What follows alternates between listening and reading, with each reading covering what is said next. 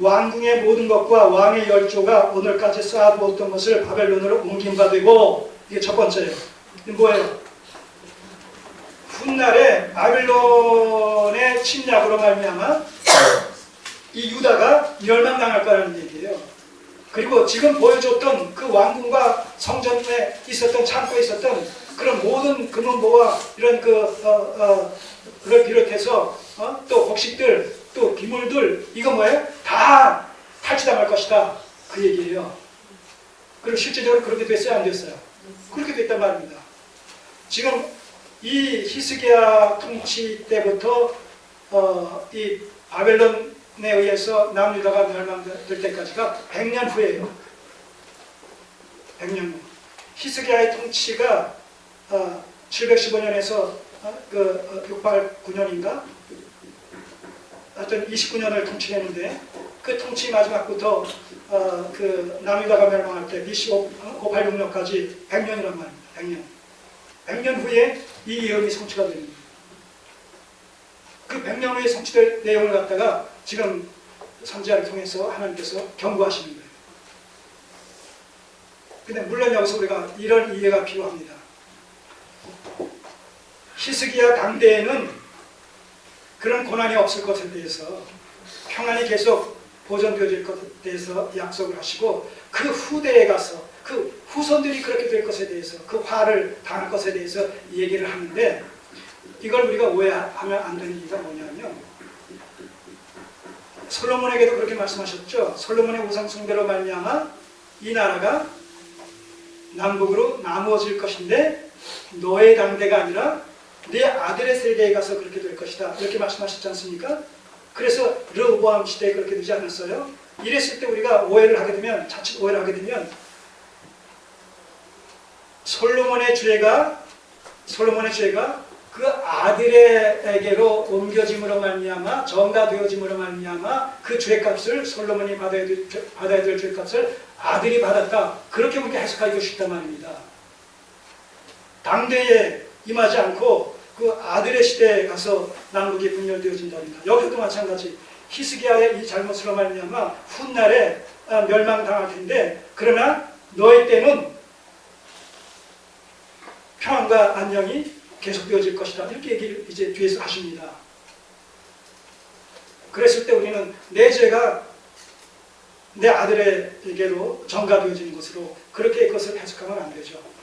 예를 들어서 솔로몬에게 남북으로 분열될 것이다, 너의 우상 숭배주의로 말미암아, 그렇게 했을 때 실제로 르호보암 시대에 남북으로 분열이 되어지는데, 그 남북으로 분열되어지는 과정을 보게 되면 르호보암이 전혀 실수가 없음에도 불구하고 솔로몬에게 약속했다라는 그 약속이 그 아들에게 강제적으로 적용되어지는 방식을 통해서 남북으로 분열이 됩니까? 이거 굉장히 중요한 거예요. 아니란 말입니다.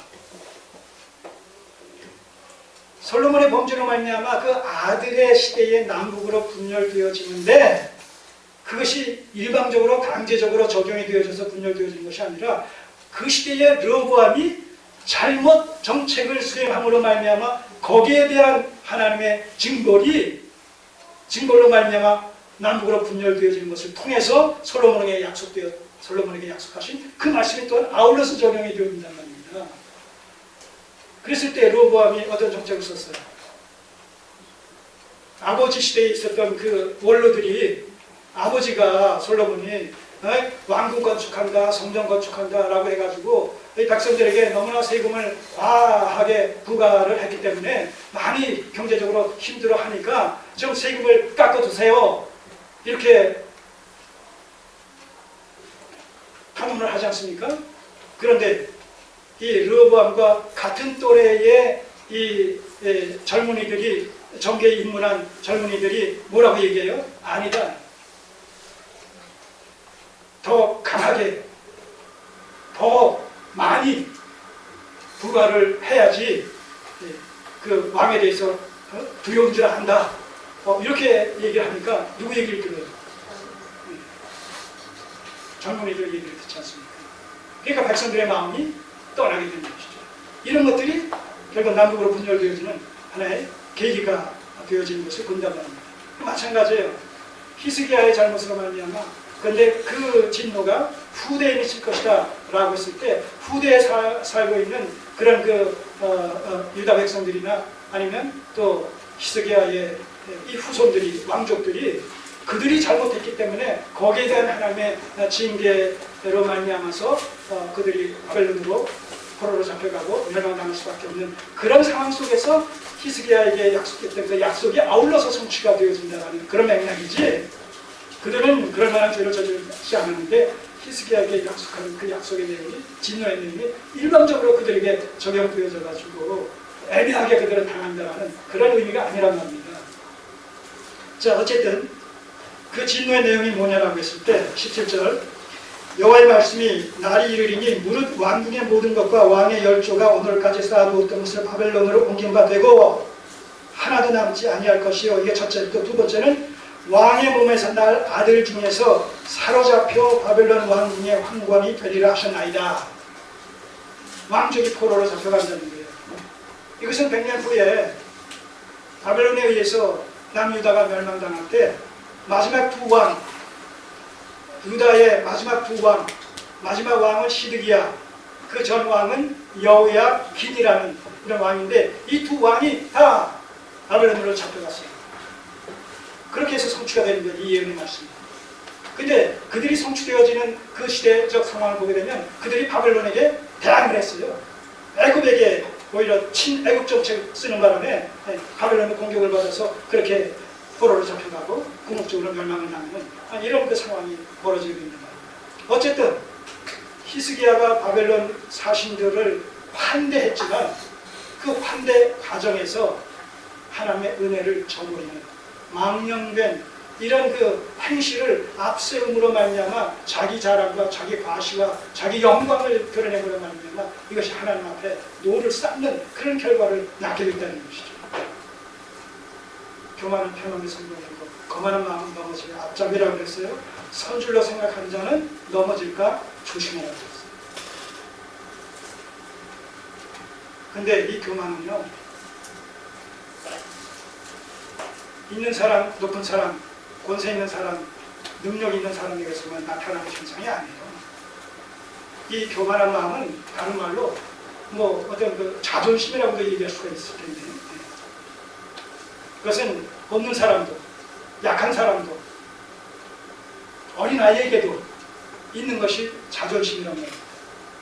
그래서 우리는 어떤 상황에서도 뭐 일이 잘 되어졌을 때뿐만 아니라 모든 상황에서 이런 자존심으로부터 비롯되어지는 이런 어떤 교만한 마음이 싹트지 않도록, 발휘되지 않도록 늘 절제하며 통제하는 이런 그 지혜로운 삶이 필요한 것이죠. 자, 계속 보시겠습니다. 19절. 히스기야가, 자, 이렇게 이제 이사야가 경고를 했어요. 그러자 히스기야가 이사야에게 이르되 당신의 전함과 여호와의 말씀이 선하니이다. 여기서 이제 우리는 회개한 사실을 보여주죠. 네.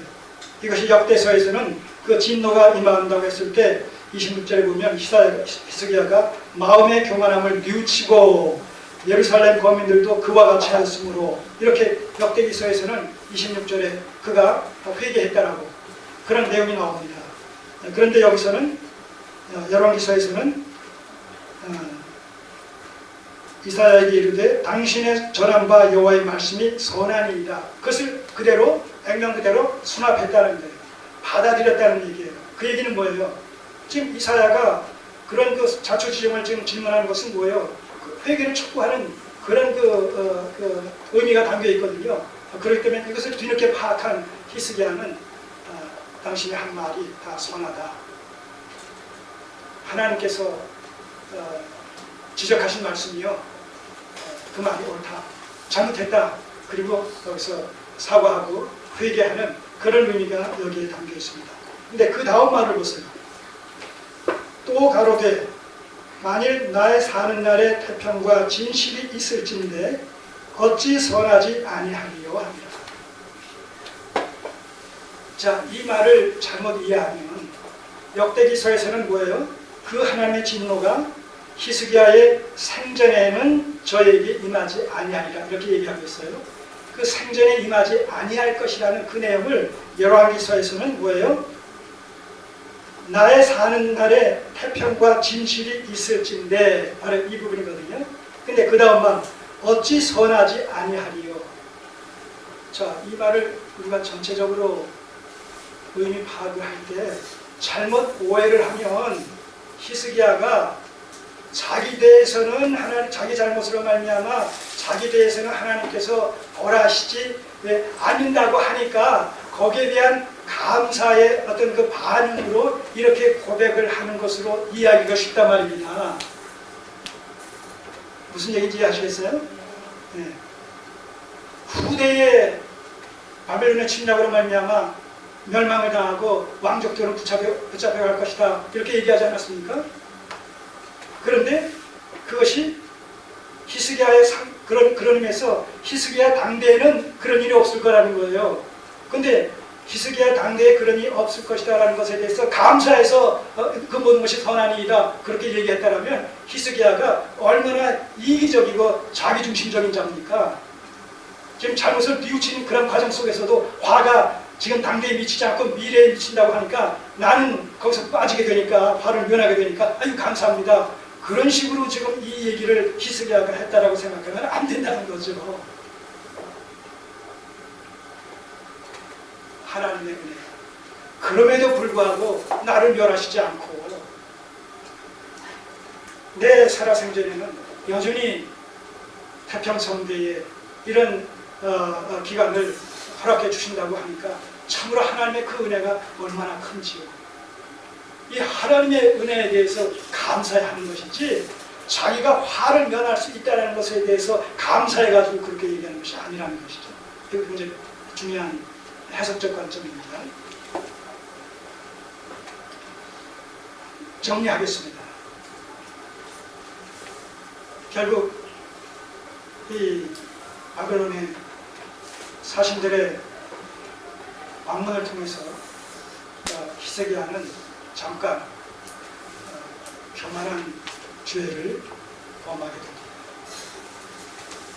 이 히스기야가 범한 이 실체를 우리가 한번 추정해 보면 단순한 어떤 교만한 마음뿐만 아니라 교만한 죄뿐만 아니라 그 은혜에 보답하지 않았다라는 그런 그 역대기서 기자의 말을 빌린다라면 배은망덕한 죄를 또한 저집니다. 배은망덕.